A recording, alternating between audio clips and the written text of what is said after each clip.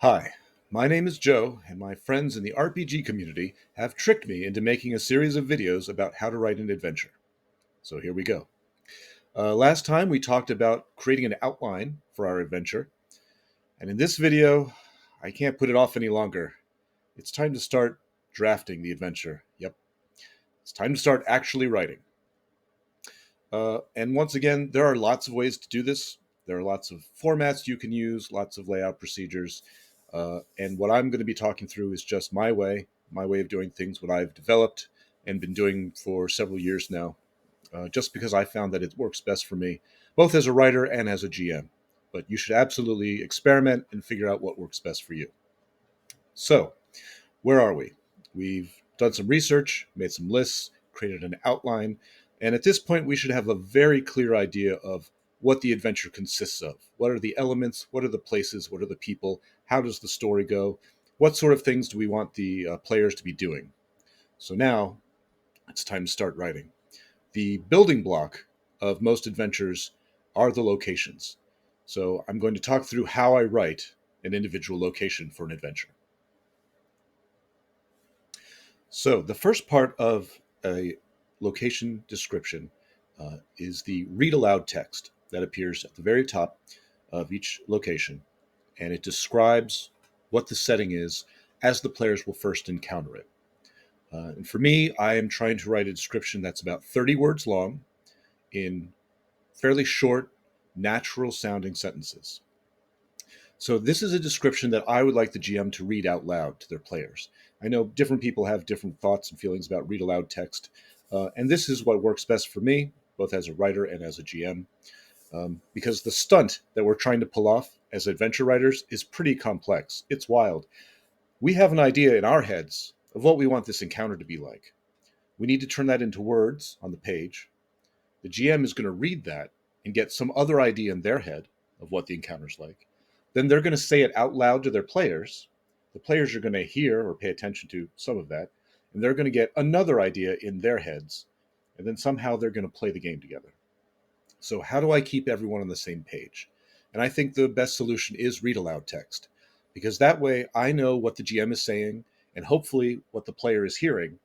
And hopefully that gets us all on the same page so that they're playing what I'm imagining. And therefore the whole thing will come together and be fun and exciting and make sense.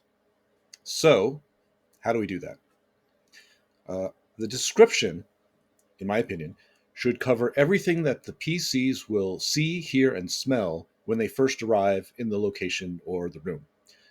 But it's important to only focus on the most essential elements. So we don't need to describe everything. We need to describe what's important to the adventure. So if it matters where the light is coming from or how much there is, we need to talk about that. If there's a strange sound which is relevant to the adventure, we should talk about that. Like that could be the snoring of a sleeping creature, or a ticking sound, or a rustling on the ground. If there are any objects that we want to encourage the players to interact with, whether that's a mechanism, something that's trap related, something that's treasure related, we need to mention that as well. And also, if there's just something that's very strange and dynamic about the space that makes it unique, we need to talk about that. That's a lot of things to try to describe in just 30 words and do it over and over again. So, how do we do that? So, I have an example. A single candle barely illuminates this musty cottage. Tiny furry lumps litter the floor. Bloody footprints spatter the walls. A soft purring comes from the rafters above. That's 28 words. It gives the players an atmospheric space, objects to investigate, and a potential danger to avoid or confront. Obviously, it doesn't list every item in this cottage. It just focuses on the things that are immediately important to have a fun game. And I'll admit, this type of writing is very tricky, and it takes a lot of practice to get even passably good at it. And I don't think I'm great at it. I think I'm good enough to get the job done. The key, I think, is to not go too long in this description. One of the problems is that I think players, and all of us really, we can only listen to so many words out loud before we start to forget things. We lose our attention, we lose focus. And if we're making the GM talk and the players listen for literally too many seconds, they're just going to miss information, they'll get confused, things will have to be repeated, and the game sort of gets off track. So we need to be concise and focused. And if we can also be sort of poetic or interesting, that would be really great. That would be mastery of this art form. So the second part after the description are the bullets. Bullets are additional details that expand on whatever it is we said in the description.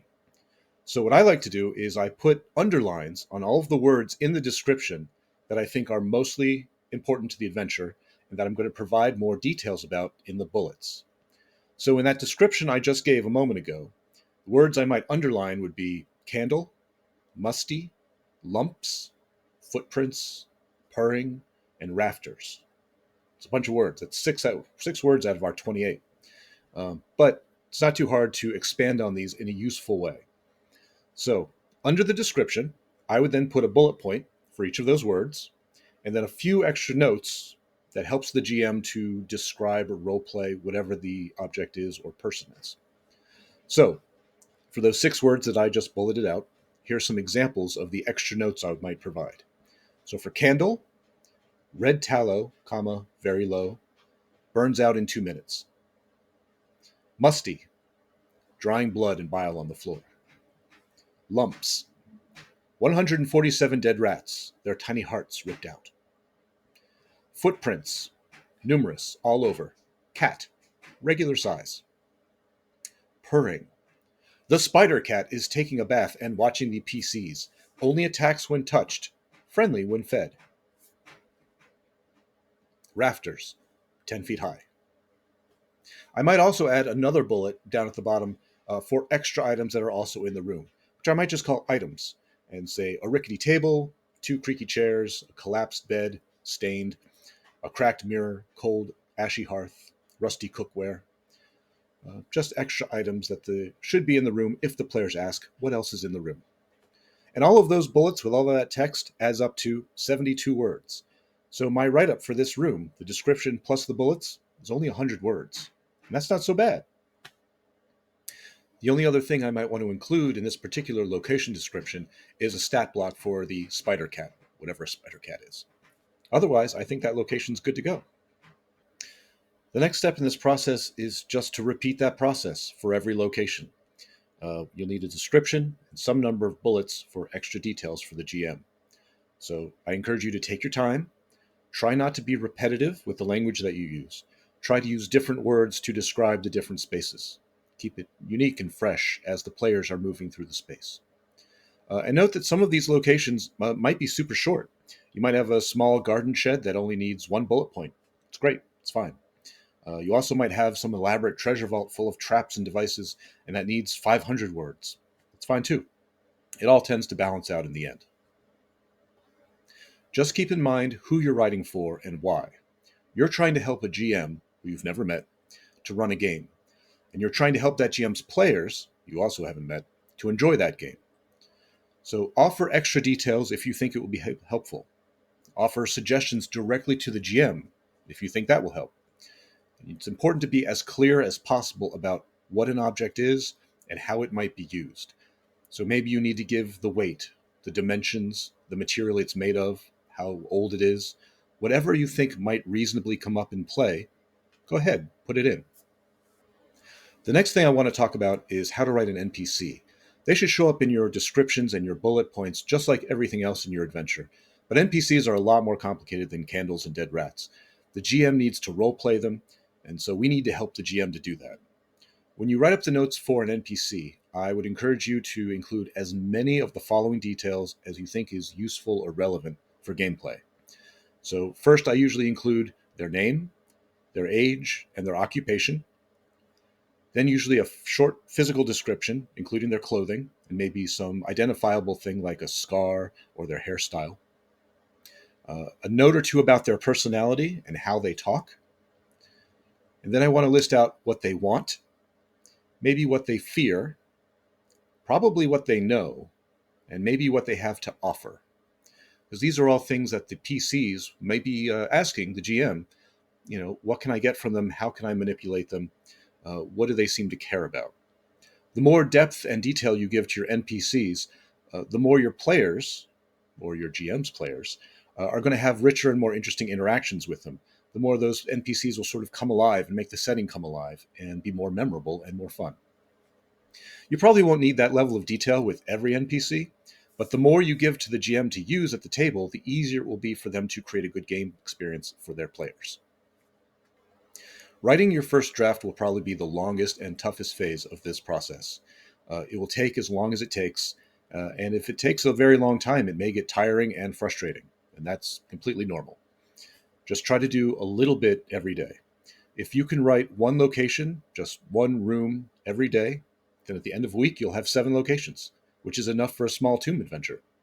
At the end of a month, you would have 30 locations, which is a very solid adventure. So if you just keep doing a little bit consistently, I think you won't get burned out, and you'll be surprised how much you can get done if you just stick with it. I think that's all for right now, so good luck out there.